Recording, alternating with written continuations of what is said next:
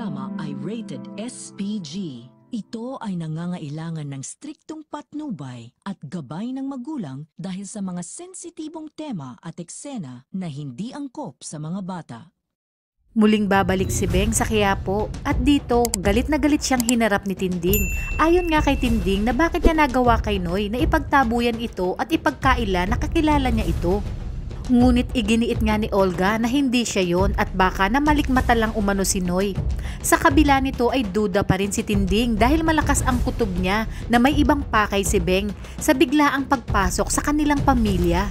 Dito nga sinabi ni Olga sa kanyang sarili na mukhang mahihirapan siyang mapaniwala itong si Tinding, lalo pa na ang pamilya ni Tanggol umano ang makukuhaan niya ng impormasyon tungkol sa pamilya ni Monique.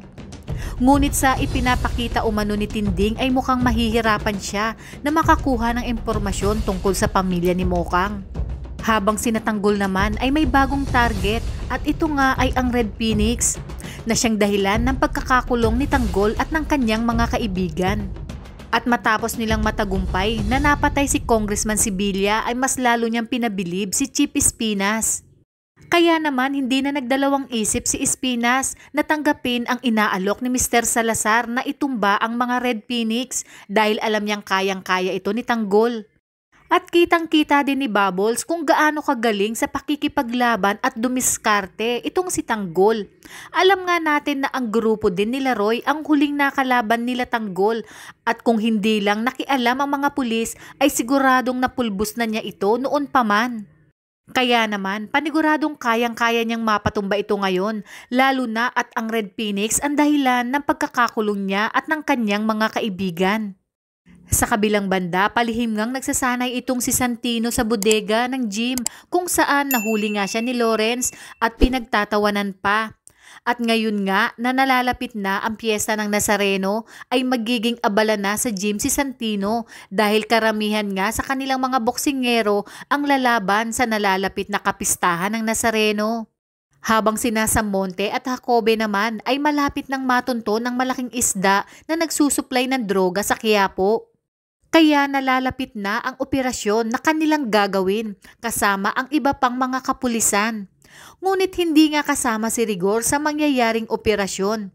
Kaya dito ay ipipilit pa din ni Rigor na isama siya sa gagawin na operasyon sa Quiapo.